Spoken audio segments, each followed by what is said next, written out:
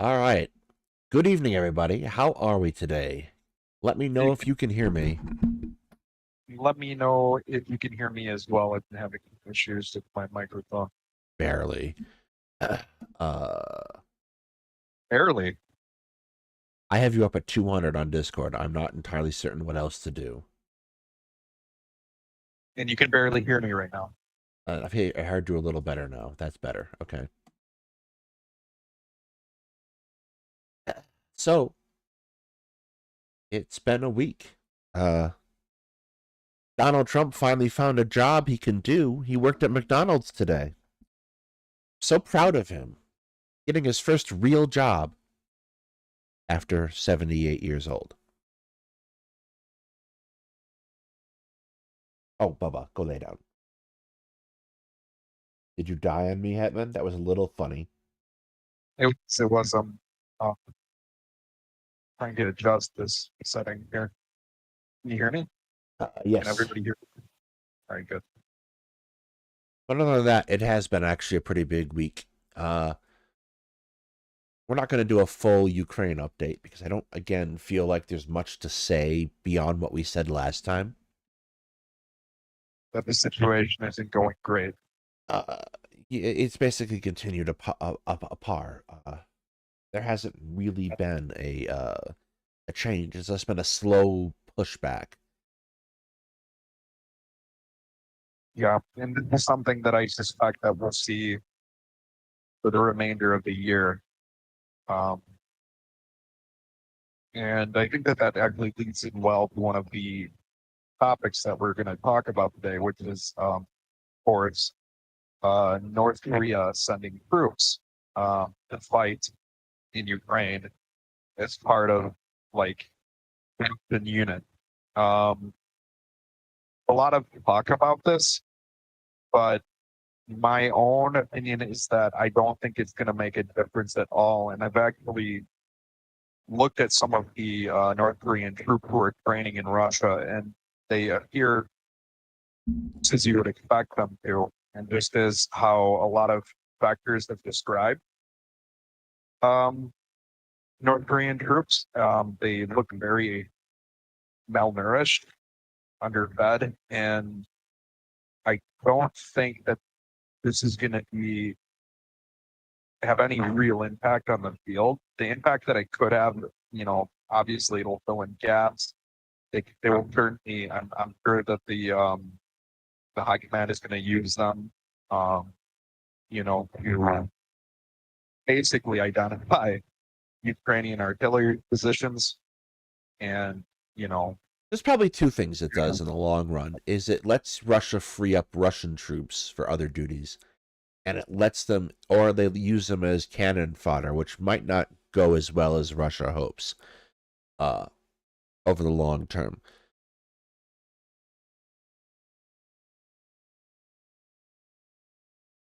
I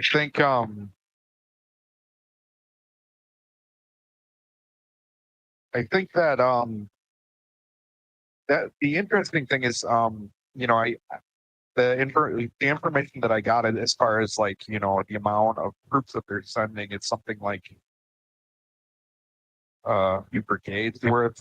And what is also interesting is they're not being labeled as what they are. The Russian military is labeling them as Bashkir battalion, which is funny because they never actually did that with their actual Korea. Sorry for the Bashkir. You're cutting in and out a little Listeners. bit, just a little. But now,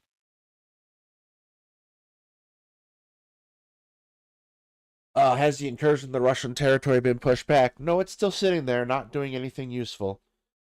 Really. it's getting gradually pushed back, kind of in the same way that Yeah, it's a Russia wait. is advancing. It's a wait over Um, time, but it hasn't really produced anything of value no, it to hasn't done Ukraine. anything valuable. It was actually a strategic mistake, in my opinion. I don't think when it happened, it was very dynamic, and now I think, I think I was at the beginning, I was very pessimistic, and Daedalus definitely, can remember how the first few days, I was my confused. I was yeah, just confused. Like, what are you doing? Stop! Don't! No! I mean, it one actually use supposedly, allegedly, they're going to send North Koreans to the Kursk front, which tells me that they don't have, possibly that they don't have the necessary troops that they need to eject Ukraine from Sky Oblast. So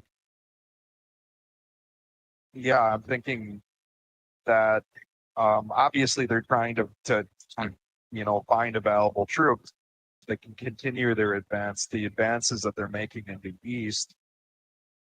But yeah, I'm just well, from the yeah, looks of it, the whole thing is very weird. it looks like high casualty advances for Russia. They have to keep being able to generate troops. However, by the same token, it's high casualties for Ukraine, who also has to be able to keep generating troops and isn't. So if they can, basically, if Russia can sustain out their force generation efforts beyond what the West is willing to support Ukraine, they win. That's basically the end of the story. Is we have functionally abandoned Ukraine in large part, which is frankly a disaster on multiple levels. Yeah, it really, really is. And there's talk now, as far as I know, that um, both potential presidential candidates probably, you know, Trump to a probably much greater extent, but also um, Harris is distancing herself from this conflict. And there's at least, I think, at best, there would be the same sort of like incrementalism that we're seeing. So nothing that impactful, you know, that will Particularly, help. well, it's going to particularly get worse because Republicans are projected to take the Senate. So I actually think it's going to basically dry up. I don't think even if Harris wants to do anything, she'll be able to if she wins. And it's also so close presidential election wise that I have a strong suspicion that just based on the way the way the deck is stacked in favor of Republicans, that she won't win. Uh, I had a very dire day That will yesterday have when a I looked at the polling numbers. yeah, yeah. Um, I mean, I guess like if you know they can't be trusted 100%, but No, it can't be predicted, obviously. And like uh, from a standpoint of statistical analysis, it's a coin flip. yeah, But all of the polls basically fall within a margin of error. All the good polls, anyway, fall within a margin of error, which is alarming. yeah, And that's bad. That's pretty bad for Ukraine overall. And that kind of brings us to the other thing that was discussed this week is Zelensky gets up and talks about his quote unquote victory plan. And it's an either or scenario. Either we become part of NATO or we develop nuclear weapons. Uh, you and I are about to disagree because I saw you definitely favor developing nuclear weapons. Um, here's the thing though is you know, one, I'm not 100% sure Ukraine has the missile material to do that. they don't have the They time. certainly have the yeah, there's a lot of, they don't have the time to develop one that they need. It would take, I don't even know. Years. It would take years, and Russia wouldn't allow it to happen. Of Russia will course, invade yeah. Ukraine long before they ever develop nuclear weapons. Uh, I think the net effect of this is probably more interesting along the lines of the fact that Russia is going to basically create a circumstance where nuclear nonproliferation is no longer an option. Countries are going to look around and see the unreliability, for example, of the United States and say we can't count on them as long term allies. They can see the drip, drip, drip of aid to Ukraine trying to defend themselves against an inarguably genocidal Russia and say we can't count on them when the chips are down and we are facing an existential threat. And they can similarly look at Israel, who is not facing any kind of existential threat, receiving serious aid and engaged in a campaign of extermination against Gaza. It's going to cause countries to decide that they need to look to their own defense and that the best form of defense is going to be able to deter someone with nuclear weapons. And that's going to because I don't think it's going to cause nukes to get used between countries in conflicts more often, but it's going to create more and more avenues by which we can have escalation of terrorists looking for nuclear materials and things like dirty bombs. I think that this has been geopolitically a long-term disaster because of how poorly it was executed by the Biden administration.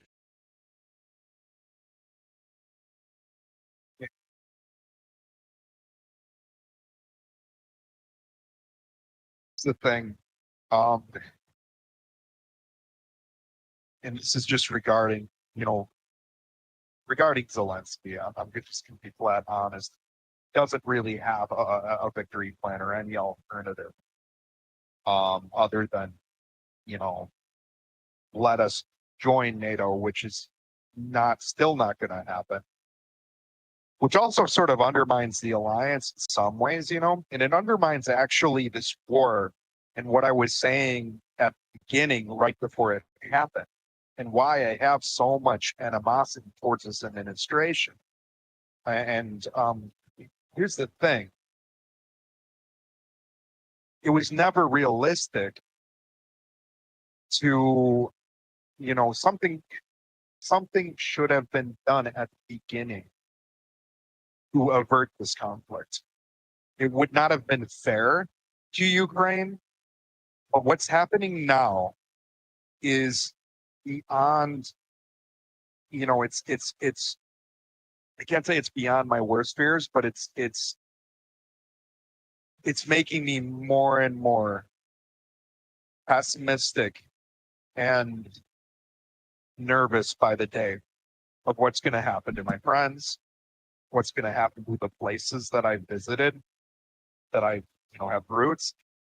So it's The fatal, I think the most fatal this is mistake. why this is why. Well, let me finish with this, and then I'll let you go. But this is why me, people shit, on real politics all the time. But to me, this is why it needs to be followed, and to it makes me believe, at least on the part of our government, that there was never any intention to avert this, and that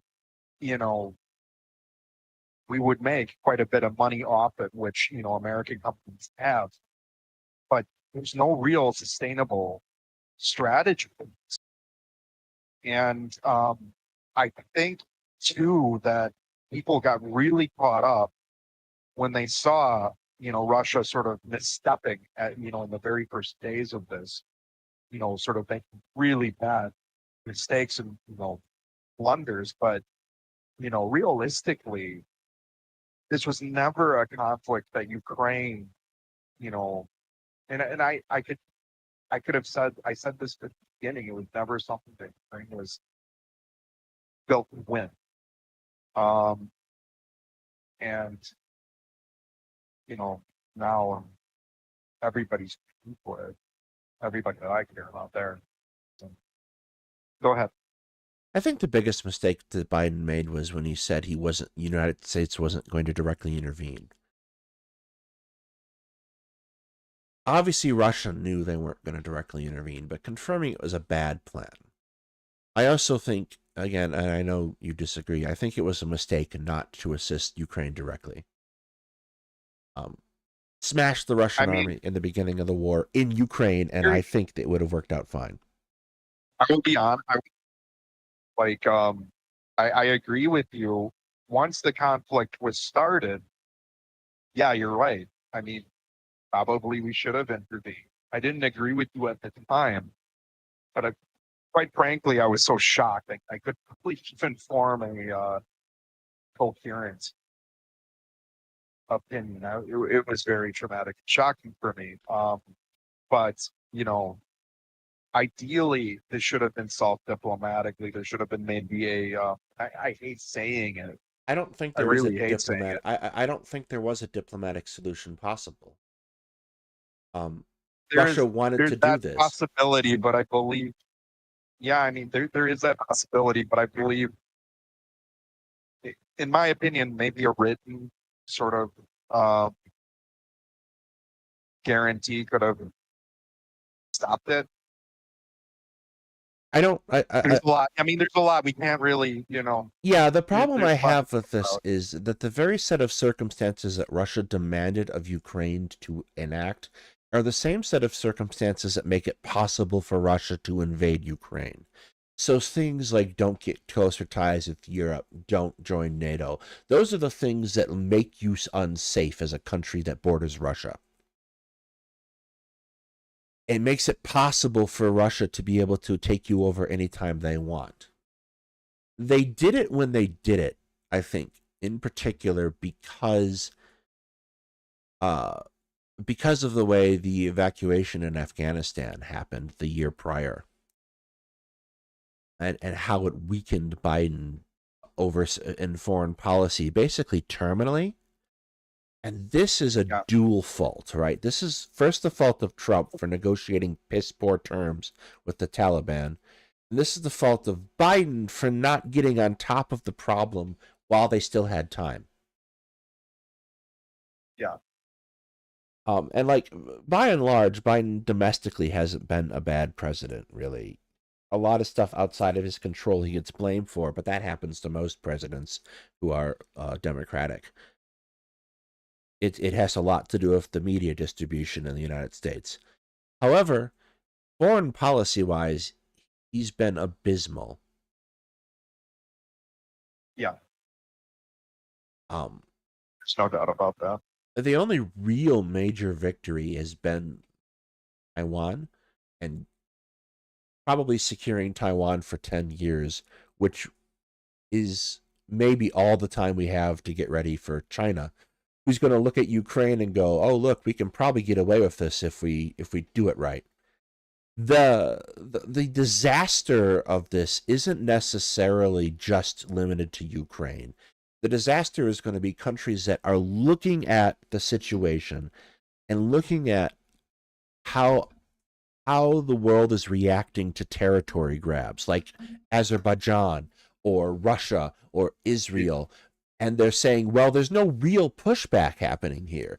People will sit and they'll twiddle their thumbs and say mean things in the United Nations, but there's no real pushback to me slopping off part of my neighbor's territory and claiming it for myself. So they're going to start doing that more. So, like, you With have. Ukraine is that it started out, um, the objective, you know, that we pretty much know was the case. The objective was actually to decapitate the current government and install one that is pro-Russian. That was the initial goal. The initial, It was part of the goal, I think. yeah, The busing off of Ukrainian children uh, to Russia and the destruction of Ukrainian cities and these attacks, I think, are not incidental. I think that the destruction of Ukraine no, but I as think that these evolve over time. It's kind of like, what's the argument? Holocaust studies, intentionalism versus, you know, yeah, what I think you can make a I don't, fair argument to say is yeah, that what happened, what the expectation was, like at the early day, very early on in February 2022, you had reports of Russian special forces wandering around Kyiv and trying to kill Zelensky, and they failed at that. I think the objective was to decapitate the Ukrainian government and then do these things using the puppet government kind of in a backdoor fashion. Of course, and the army fought in they conducted their operations in the way, a decapitation strike would be. They were, doing thunder runs essentially to get to the capital as quick as possible. And that's why, a lot of analysts were so shocked. Looked at the numbers with the amount of equipment, artillery that they had assembled. They thought for sure that they would use their fire's advantage against the great military. That's something that they did. So obviously, this conflict has sort of, it's evolved. Their goals have changed as it has progressed. I think their methods have evolved is probably a more methods, like the goal is still the same, and they can probably it's very difficult to imagine a situation in which Zelensky's government can hold out if they can't stop the Russian advance. There is Ukraine is in a position, and there's a change of tone I've noticed too on Ukrainian Twitter accounts. They're angry. They're very angry. They're feeling attacked and abandoned. They've recognized the crisis that's unfolding. Yeah. It's very it's a very marked change too. It also strengthens Russia's position among segments of the Ukrainian population. Essentially, there is that group that has always been there, and they're not small. I can definitely tell you that always viewed the events, 2014 onward as suspicious. They always had their sort of theories about it. And so now, even there are people among that group, even who have fought in the army, for example, who still wanted to defend Ukraine. But now, they have, sort of, I guess, a reason they thought before, right? Yeah, it's so it serves Russia, the incrementalism and probably outright abandoning of Ukraine, serves Russia's purpose perfectly. Yeah, They can't point to they can't really point to a game changer. And the other half of this is and this is very much something I have noticed over the last 2 years since we started doing this. By the way, it's the channel's birthday. Say happy birthday to Two Guys Talking History. Matter of fact, I think it is the official channel birthday. The big thing here is you kind of get gaslit to a certain extent, to the point you almost start to believe some of this stuff. I think instead of believing that the United States did a bad job, people are believing that this was the intention now because it looks like the intention. It's a very large, I wouldn't say very large. There's a sizable segment of the Ukrainian population. Even among Ukrainians here, I've had that conversation. Essentially, that goal of this war is, in the eyes of the United States, was to weaken Russia through using Ukrainian lives to do it. And now you're starting to see the pessimism. Yes, the famous Eastern European pessimism. It's not a good situation overall for the country, really, when you get down to it. It isn't. I want to state still that I don't believe, even with North Korean reinforcements, even with the gains that they're making, I still don't see Russia, doing a push soon that creates a complete break in Ukrainian lines, and I don't think there's going to be large portions of the country. It's slow, yeah, slow death, like you were saying. I don't think there's going to be a military collapse. No. That's like, you're not going to see the Ukrainian army collapse and break. What's going to happen is eventually reality is going to assert itself. Ukraine is going to start to understand that they have to cede territory to survive. Yeah. And then they're going to turn around and pull back to new lines, which is going to give Russia space. And Russia's going to be able to come next year or the year after to the negotiating table and claim and annex that territory. Of course. They're going to pick up the LNR and DNR in its entirety. They're probably not going to get back across to Kherson, but they are gonna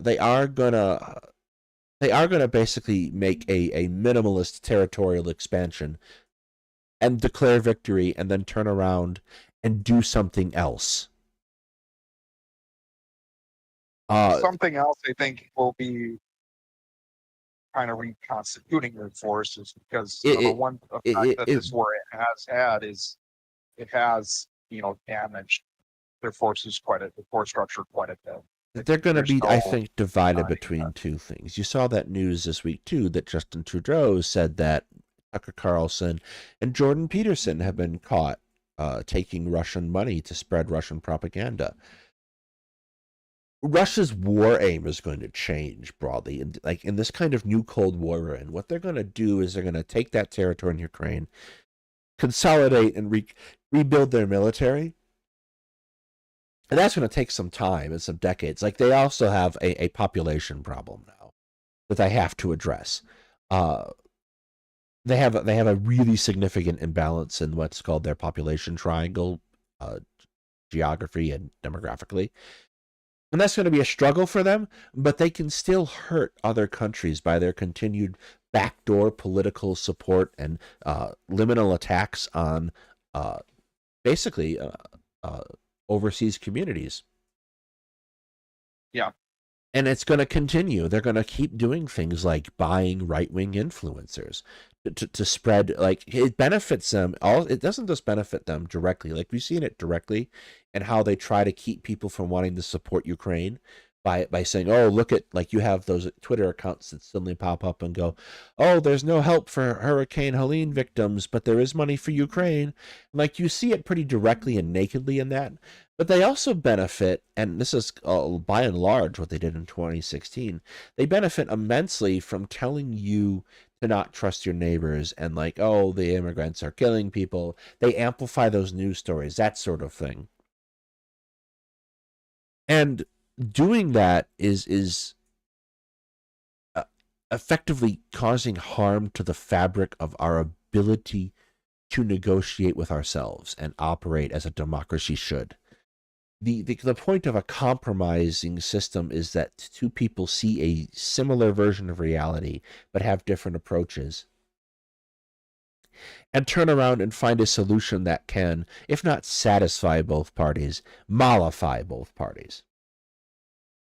The situation we've run into here in the United States, in particular, I felt it very acutely this year in this election, is that more than ever before, and this is something that has been noticed for a while, but I feel it a lot more, is we have two people talking past one another, basically, in American politics. You have Kamala Harris getting up talking about what we need to do to correct price gouging and work on the housing market. And you have Donald Trump getting up talking about how Haitians are eating their pets. And two entirely separate conversations are being frantically had at this point. And that makes the fundamental ability of our government and our people to function. It takes it from us in a very strange sense. I'm sorry, I got off topic. I just wanted to say that. No, it's definitely a good point that you made. I want to, like, getting a little bit back to nuclear proliferation. I'm wondering, if Taiwan might pursue that route with its sovereignty. I have a hard time. Here's modeling this, I think, is probably the best way to look at it. There was a period of time post 1945 where you could kind of slip one under the radar and develop nuclear weapons. India did it. Pakistan did it. Israel did it. It's very difficult now with the level of ease with which we have to spy on each other to be able to do that. So the minute that Taiwan tries this, China is going to throw a conniption fit. Here's kind of what the calculus breaks down to. First of all, it's not confirmed, but kind of confirmed that Iran now has a viable nuclear weapon. So does North Korea. So we can kind of add them into the calculus too. There isn't a situation in which you can turn around and say, well, I'm a West African nation, and the situation there is deteriorating rather rapidly as well. And they go, well, I'm going to develop nukes in order to stop my neighbors from invading me. The minute their neighbors figure it out, and they will figure it out, they will launch that attack before that other country is ready. The short-term effect of this kind of concept is that it was probably increase the small petty wars over time. Petty as in they're small, not as in they're insignificant. Because it is an effective hedge. Like, you're not going to turn around and mass invade Russia, this incursion, the curse notwithstanding. They have a nuclear arsenal. They will use it on you. It is a guarantee against being attacked. It's not a good guarantee. There's a lot of risk that comes to it, but it is a guarantee. So I don't know that, like, Taiwan has that kind of time in it left anymore, unless we give it to them, and that's an even bigger problem. First of all, it's illegal against our own laws, and second of all, if we do that, China's conniption fit will be epic, and they will arm North Korea, and they will help Iran, and nothing good can come of a new nuclear arms race, particularly among countries that don't already have them. That's why, moral questions aside that people ask whether it's right for the nuclear powers to deny non-nuclear powers nuclear weapons, that's why it is realpolitik-wise imperative that they don't.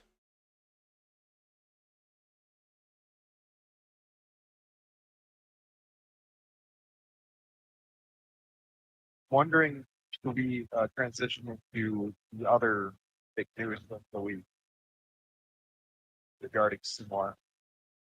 So they finally got the bastard. Yeah, they did, and 40,000 dead people later. Yeah, I'm about to say, he's dead. He's not a good person. I want to get this right out of the way.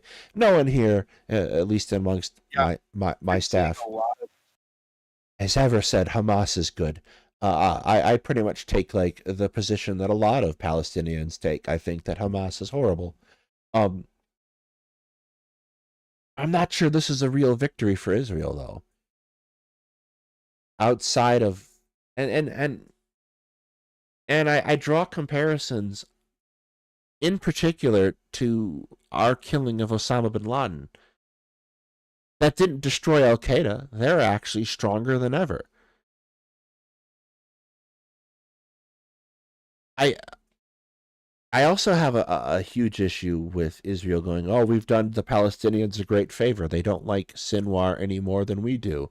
Like, okay, but Israel was involved in paying off Hamas for decades. Literally, even the month before October 7th. So you've at best you have saved people from a problem that you created. It's just been a really weird thing to see. On one side, people going, yes, he died a hero. Like, not really.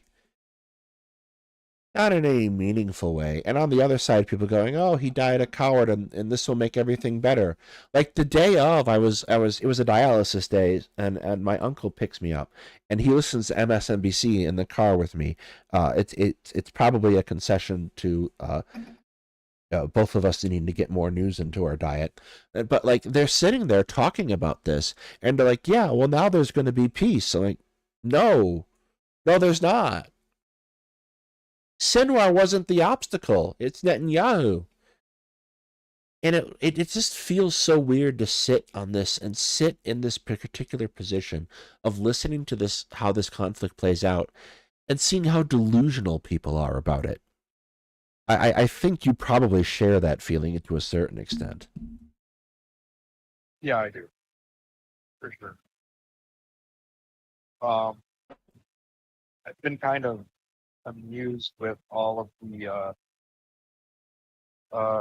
sort of like, okay, there's like the wanting to turn Yaha Sinwar into sort of this like girl. The second that let's just face. And I know that there's that old saying that one man's freedom fighter is another's terrorist. And there's a degree of truth even in this case, but I really kind of caution against. Well, it's that it's that natural inclination of people. Like my position has kind of been, both of these sides are bad ultimately. Like Sinwar's epithet was the butcher of Khan Yunis. That's a Palestinian city. Yeah, he was not a good person. No, there's And not at all. As much like I don't buy the argument that this suffering has been brought on by Hamas. That's like cynical and sick. But by and large, the problem with this is Hamas's survival was always contingent upon a messed up relationship with Israel. Let's put it this way, though. I know that you don't. For example, you don't. I agree with you. It's not just that Hamas brought this upon civilian population, but I highly doubt that this level of destruction would have happened had there been no stuff. Much more of the same sort of. Well, no, that's absolutely true. But that's still incumbent upon Israel not to do the thing.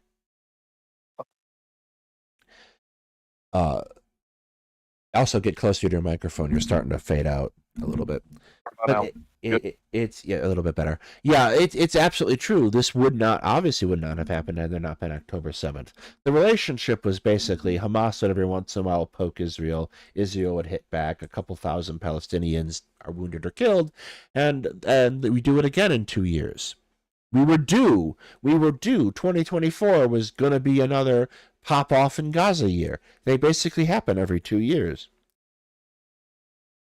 The Gazans and the other groups that were involved, because we talked about this when we did the coverage of the October 7th documents from the Human Rights Commission, they hit the Israelis in a way they never expected. Or if they didn't expect it, they should have. And that prompted this response of, it's basically like Hamas is effectively in power in Gaza because Israel wanted them to be. It's basically like they turned around and let a rabid dog run around their neighbor's property. Then when that dog got out and bit them, they decided to kill it and burn down their neighbor's house and said, well, now you're welcome for us doing that. Like, it's an incredibly cynical presentation of this. Yeah. Sure. And like it gets back to like what is going to give these people peace? Not just the Palestinians, but the Israelis. What is going to make peace occur? And in the case of the West Bank and Gaza, it's going to be granting Palestine their statehood, giving them the tools to prosper as a state, and to drop their expansion into the West Bank and to not do so into Gaza. they're going to have to give up this greater Israel dream. They're going to have generations of war. I saw the beginning of that documentary that we watched last week and talked about, and they talked about this concept of restoring deterrence. And it struck me as kind of silly, because if I'm a Palestinian, I see one of two things happening. Either I sit still and do not resist, and Israel slowly dispossesses me and my neighbors of their home and land, and I die, or I resist and they do it more quickly. Deterrence doesn't work if the object of deterrence is do not resist and I will kill you, not do not resist or I will kill you.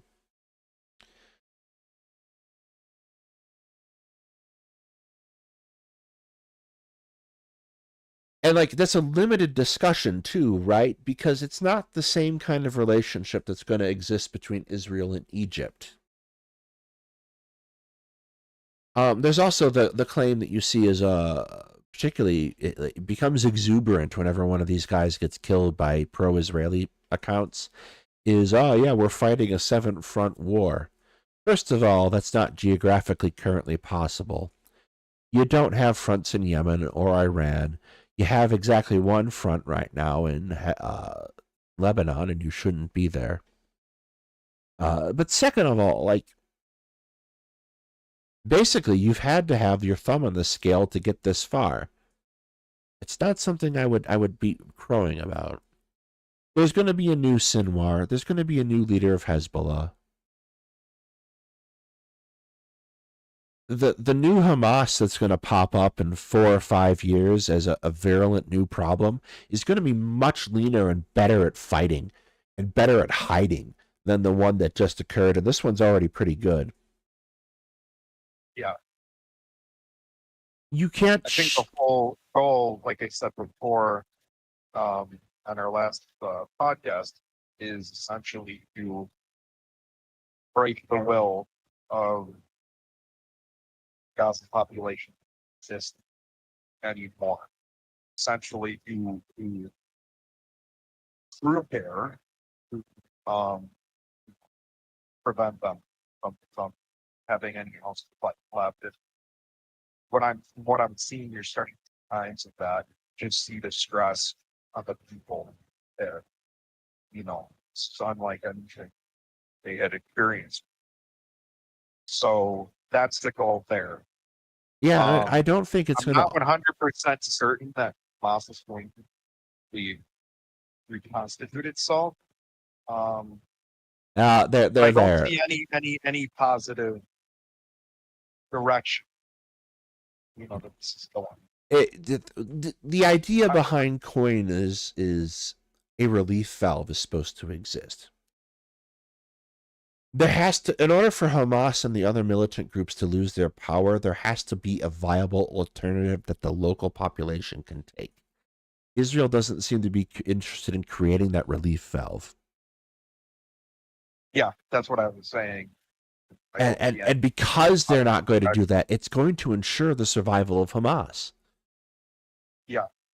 Because as much as you might not like Hamas, you're going to hate Israel more. And Israel doesn't give you Israel's entire approach for the Palestinians over the long term, but you can especially clock it through the 90s to now, in particular with the Camp David process, is to deny them options. And in denying them options, they end up taking that final path that's available to them. Not that it's justified blowing up pizza stands and buses and shit, but as a matter of course, you can, with like a looking at this conflict and how it's shaped and how Israel treats the Palestinians, you can understand it, because it's been a race to the bottom to find more radicals to try to undermine the Palestinian cause. Ariel Sharon and Benjamin Netanyahu have done more to upset the status quo in Israel and Palestine than anyone else in their history. I guess the hope, which is highly unlikely at this point, that another know, more lenient, more left-wing government. I don't know if there's a viable hope. The other day on In Time, before they did their interview with the IDF sergeant, they brought in a person who said the Israelis' definition of peace is the total capitulation of the Palestinians. Yeah. So they're basically using the word peace, and that's devastating to the actual process of making peace, because the Palestinians understand that they've been abandoned too. They have a even more bitter outtake than the Ukrainians currently have. Or outlook, rather. It's... because they've been abandoned even by a large portion of Europe. There's no one who's really coming to help them. And there's no Arab country that's really helping. They're like the most that you see a lot of the Gulf states do is they kind of tisk and wag their fingers at Israel.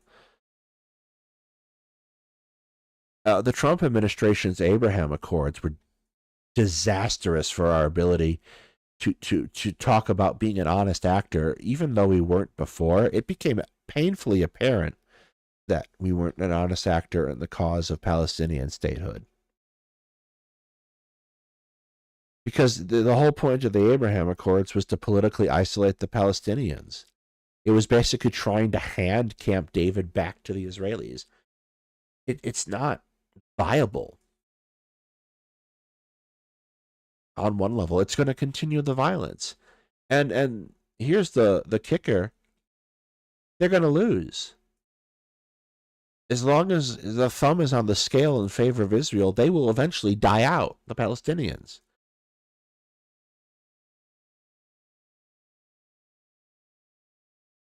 Today's show, everyone, is brought to you by pessimism. I'm wondering, though, because Israel is not extremely popular with, the younger generations in the West. I'm wondering if that'll tip the scale of this thing. Maybe there'll be eventually sanctions on Western states, and it'll kind of held them eventually, sort of in a similar way, how it happened to the South African government to develop some solution. Maybe, but I don't know if there's enough time left for that. Time you in that regard, like time to save. I don't know if there's enough time for a viable we might be past the point that a viable Palestinian state can exist. I don't know if there's enough time left. Gaza is gone, functionally. The West Bank is facing increasing violence. The other day, a West Bank woman, a Palestinian woman, was shot by the IDF for picking her own olives. It's and this is buried news.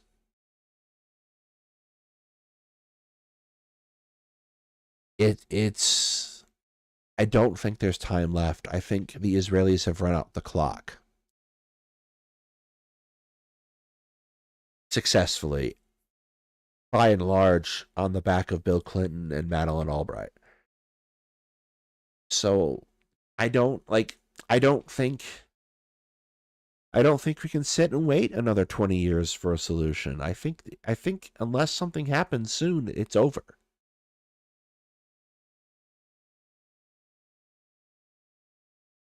And it's going to be occurring against this backdrop of Ukraine falling to Russia, and it's going to be occurring against this increasing cauldron of conflict, to the point that the Palestinians will probably, by and large, become much like our own indigenous populations, destined to die out because no one gives a shit. There are some 500,000 settlers in the West Bank and another 200,000 in East Jerusalem, which is ostensibly supposed to be Palestinian. So yes, there are quite a lot of settlers, and it's not like Israel. Okay, this is the other half of it. There are 9 million Israelis. That's the population of a city, basically. 2 American cities, one half of a city in most of the rest of the world. They don't need that much space. They don't need, that much space to build a country. They're doing it to drive the Palestinians out. They're doing it to satisfy this concept of greater Israel. It is not necessary. It is a deliberate takeover.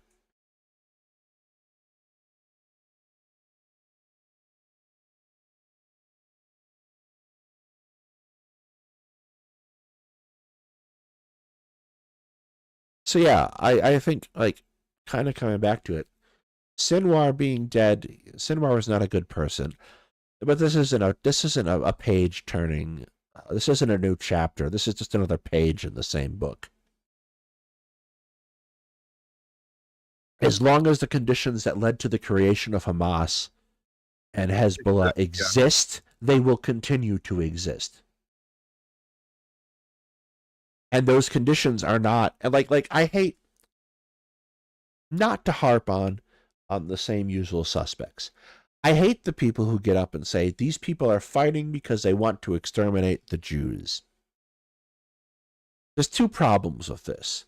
The first is that this is what the Israelis say about everyone, and it turns out to not really be true in the case of Israel. You have Egypt. Oh, they're fighting because they want to exterminate the Jews. Egypt signs a peace treaty in exchange for the land and the Sinai back. Jordan, they sign a peace treaty in exchange for their land back. The Palestinian Authority was the PLO, a terrorist organization. They said Israel is not valid. It does not exist. We are going to take our land back. When they were given the opportunity to negotiate for a Palestinian state, they dropped this and decided, again, that they could negotiate. Basically, every time we talk about an existential crisis for Israel, it's kind of bullshit. It's more along the lines of the fact that if you give the other side something, they will drop their "you don't exist" nonsense. Syria, right before Camp David in 2000 and 1999-2000, Syria turns around. They're trying to negotiate a peace treaty with Syria. In exchange for the Golan Heights, Syria was going to recognize Israel. When Israel reneged on this, Syria didn't. If you negotiate in good faith, you get somewhere. It's just the nature of history. But the more terrifying thing is you get people who aren't Israelis saying this, like, oh, they're trying to exterminate the Jews. Wick, Brianna Wu. And it's not true, but if it is true, then the only option is the extermination of those people first. It's a horrifying position to take.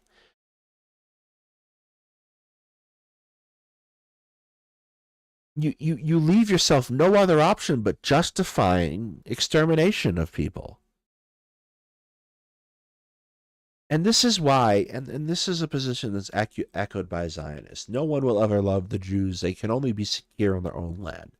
And the second largest population of Jewish people is here in the United States. And is there anti-Semitism? Yes, absolutely. No one who's sane can deny that. But the concept of multiculturalism is this idea that you and I, despite our differences, can live next to one another in peace, and we can value one another, and we can share in each other's cultures, and we can do things together. And the violence of ethno-nationalism is that it denies that reality that you and I live every day. And it's racism. It's like, we recognize it's racism. We recognize that when someone like Nick Fuentes gets up and says we must secure a home for the white race, that it's racism. We recognize that it's harmful not only to the people to whom Nick Fuentes is targeting, such as Jews and blacks and Hispanic people, but we recognize that it's also racism to those people it's harmful to those people who live every day and make it work as best as they're able, not without conflict, without problems.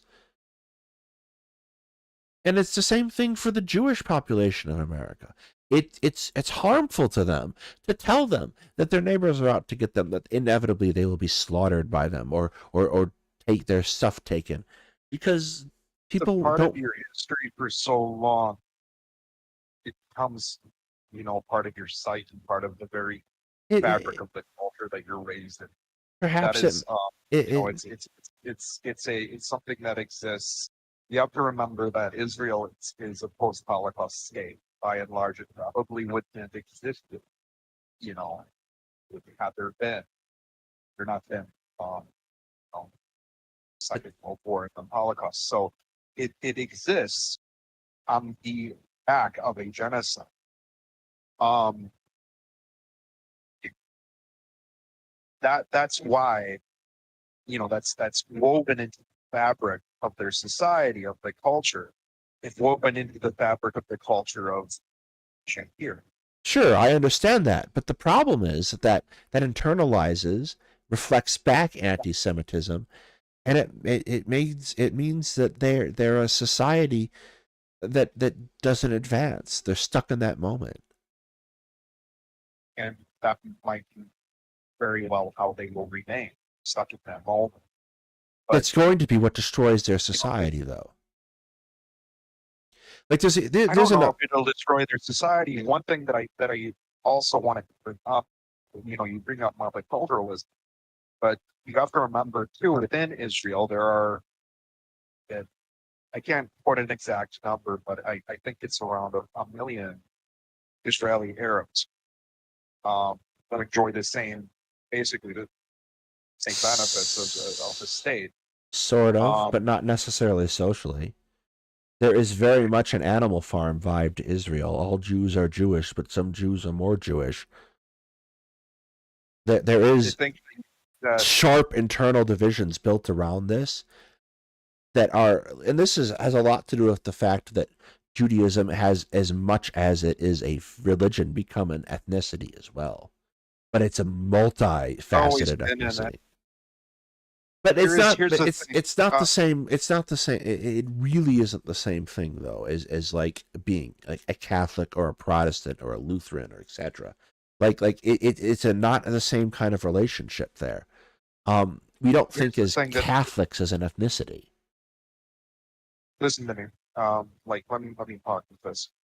So there are divisions, like at there's Judaism as a religion, okay, and then there are the ethnic groups that practice it, and that are actually what I call Judaism, and the Jewish people is what they are referred to as an ethno-religious group.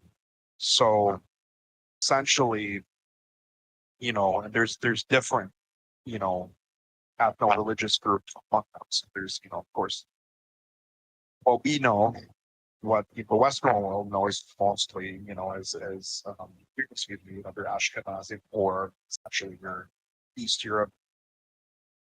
It's your umbrella term for your East European, German, sort of Central European Jews, who are by and large, from what the science tells us, a form, you know, for the Middle Ages. Actually, I want to say it like they essentially, form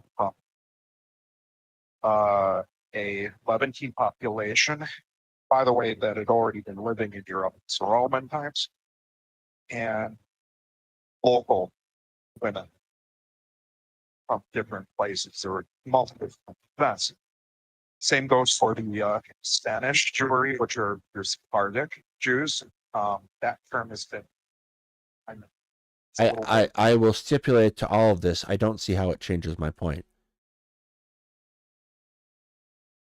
What is your My point is that the deep divisions in Israeli society, uh, uh, functionally, like it's been described as this kind of form of racism, but ethnic racism, are a I think significant it's problem. overstated quite a bit. The I really I have to strongly disagree because you see a whole lot of Israelis bring it up.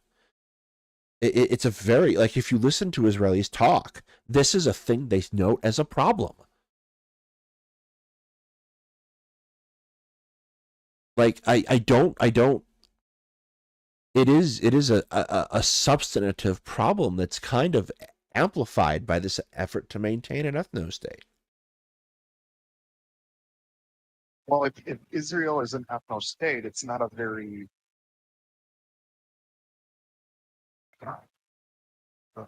it's not a very like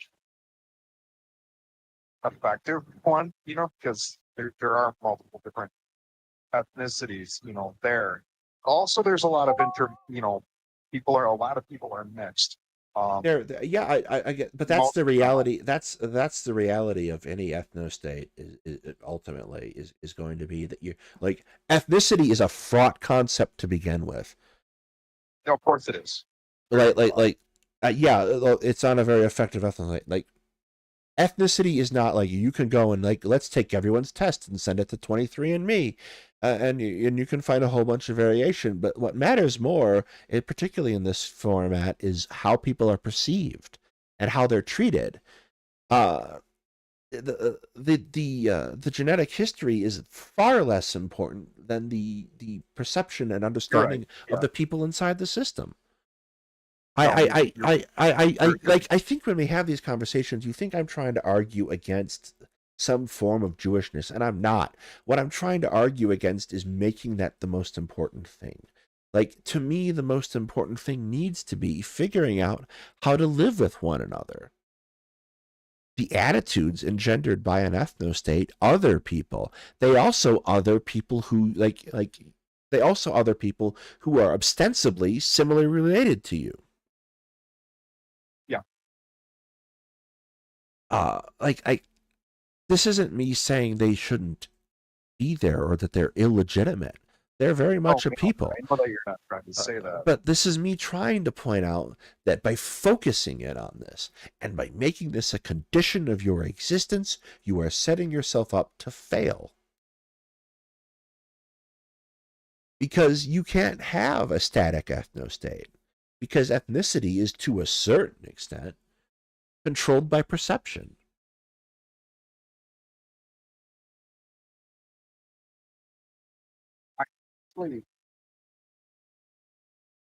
I think I brought this up in our last podcast, but I really don't have. I think that it's somewhat for you too. A very well-rounded, background on Israeli society, contemporary Israeli society. Um, you know, on how things work there.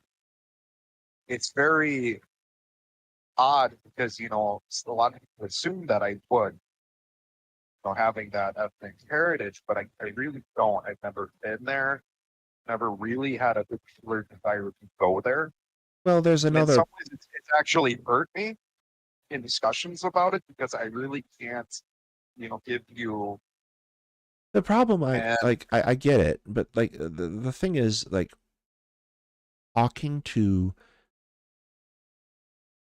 Jews about this is like an interesting experience because you have basically three sets of people when you're like talking about this, right?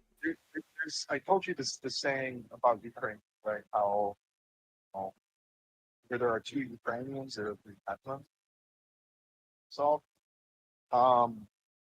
the same can be said with the similar saying actually with Jews, like where there are two, there are like five of them, so it could really, there's different segments of society that have different opinions. But in our A particular lot of case, it's way different, right? This is important though, because the nature of the relationship between Israel and the United States is heavily mediated by a particular media presentation. That has been, by and large, like not overly critical of Israel. And you're discouraged from being critical of Israel in American society in a lot of ways. The problem is, and this is broadly the same thing I was talking about a little bit before with Ukraine. There exists a whole set of two sides. For example, the people trying to tell me that Sinwar is some kind of hero, and the people who try to tell me that everything the Israeli army does is moral and just, that are trying to gaslight you, and it's exhausting. It's very difficult to pick out the actual information. And conversely, it makes it very difficult to find and hold effective conversations with someone who has a good understanding of Israeli society. Destiny. You remember Destiny from the debate with Mullen Rabini and Finkelstein and Benny Morris? Destiny took a trip to Israel recently. He was apparently quite shocked at how much the Israelis disliked him. It's very difficult to get a handle on this culture because it's very insular. But it's not necessarily insular, right? Because you and I live here in the United States, and we live here where there are aspects of Jewish culture everywhere. You obviously probably know quite a few. I know quite a few people who are Jewish who love to share their culture. I was, it was really interesting. I was at there's divisions, strong divisions. Jews are not a monolith. That's one thing that we have to point out. I was where my girlfriend lives. There's a yes, Jewish presence. yes, Evanston is a very I've been there. I've been to the area what you're referring to. But go ahead. Yeah. Well, I was in I go south to Rogers Park. You see, all the Orthodox Jews. I saw, like pretty strict ones, and then there's the less strict Orthodox Jews around Skokie. And I went to Jewish grocery store just recently. I remember pulling my car in, seeing this really gorgeous girl dressed in the way that they would, like very modestly. She had a handbag like said Trump for. This is a huge thing. Like they're very far right within that ordinance. Very Trump. Speak up. Secular Jews. You're Okay. escaping the microphone again. Secular Jews. Hear me now? A little bit. Yeah. A little bit Secular better. Jews. Well, a large portion of them, not all of them, but a large portion of them, probably overwhelmingly so, won't get politically. So, and you have people on both sides who hate them for both things. For both, opinions. That's kind of like the theme of Jewish. Damn, you do it. You're damn, you don't. That's, I guess, the only cohesive. That's the only cohesive glue that keeps, all of them together. Even people who are distant from it find out that they are. You find out, that okay, there are some people that view you biologically as wrong, as a threat from when you're born. And they might just have to kill you. That's kind of the only glue that holds together these disparate groups. And the reason why these disparate groups of Jewish segments of Jewish society don't, basically fight each other, violent.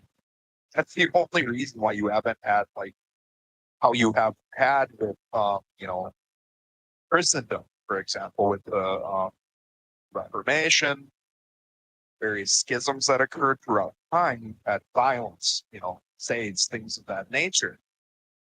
But you don't have that. Partially one because for a long time You gotta speak up. You gotta get closer to the microphone. I'm very close. Sorry about my mouth, right? Yeah, it's Can you hear sorry. it? People are having a hard time hearing. Yeah, I think you're talking about the concept of schisms, religious schisms that occurred in Europe, for example. Talking about it's within,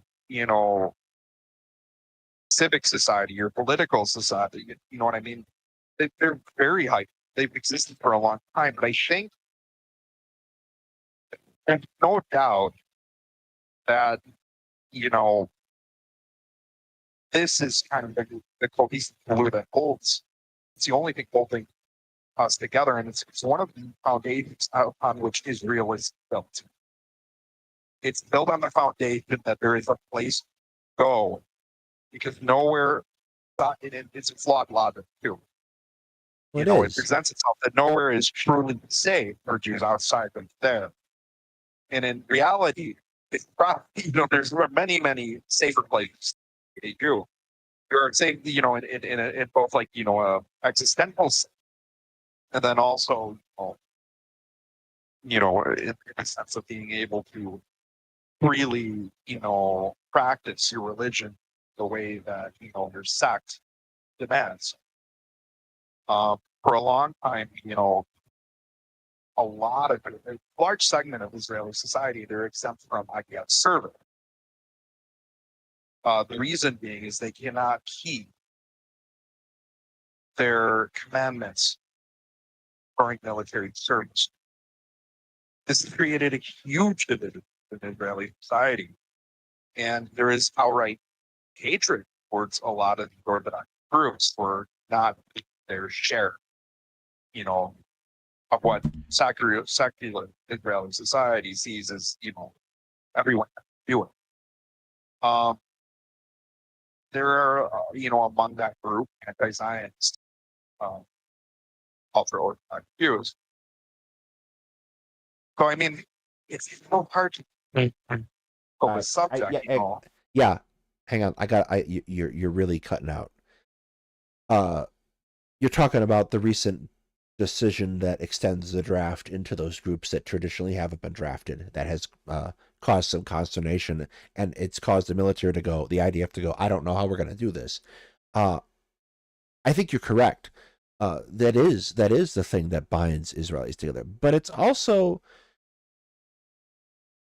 what I want to point out, and we're getting to the point where Avery's about to have a conniption too. So I'm going to kind of throw this set of closing thoughts in and let you close out too. It creates a problematic set of circumstances where the thing that is unifying you is an external threat. It also creates a second problem. The second problem is that it takes the individual and sublimates them to the state in such a way that it approaches fascism. And this is the thing about ethno-nationalism in general. The problem with ethno-nationalism and ethnicity, and this is the thing I try to impress on people all the time, you are never more than one person's weird perception away from persecution. The example I love to give is the 1915 restoration of the Ku Klux Klan, who turned around and decided, apropos of nothing, that Catholics were not white. I come from a Catholic family, and I am neon fucking white. There's never a set of circumstances, even inside of Israel, in which you are safe from the concept of being persecuted. This is, and that's where you get at where you say it's flawed logic. It is flawed logic because the safety is illusionary.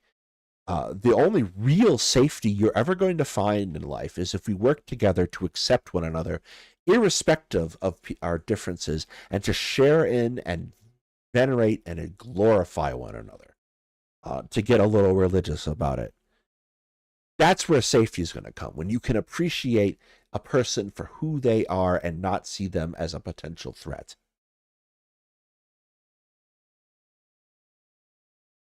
So, long. I'm sorry. Yeah. I said that's a long ways away. It is a long ways away, and it's a choice. It is a thing that you actively choose to do as a person, and that you try to reflect to others and hopes that they reflect it back to you. it is difficult. I'm not saying it's easy or that it's something that's even necessarily permanently attainable, but it is something that we should strive for.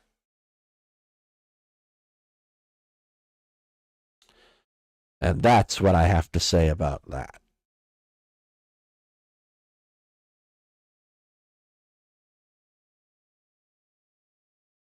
All right, Avery's actually punching me in the leg right now. Do you have any closing thoughts?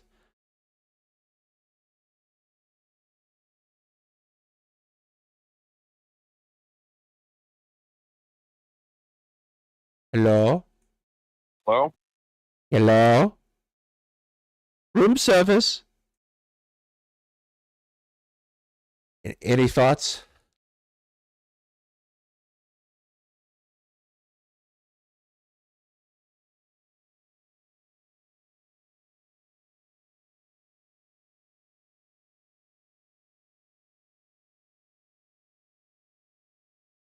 Hello? I think he's died. Hetman? Hetman? Hello? Hello? What about now? All right, now we can What hear about you. now? Although now you're... All right, thank God. No, I don't think I have any closing thoughts. You really kind of covered, you really said, what needed to be said.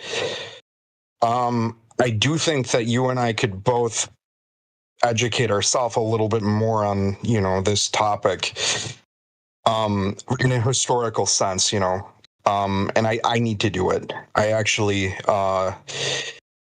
it's very much needed. Honestly, I've kind of through our show, I've seen that. So I guess that's where I'm at. What do you think I've been doing for the past year? Of course. I've been sitting on a giant pile of this. Oh, it's making my head spin. But with that, I think, lacking anything else, I want to thank everybody for coming out tonight and hope you all have a good night. Here, everyone, subscribe and like if you're not subscribed already.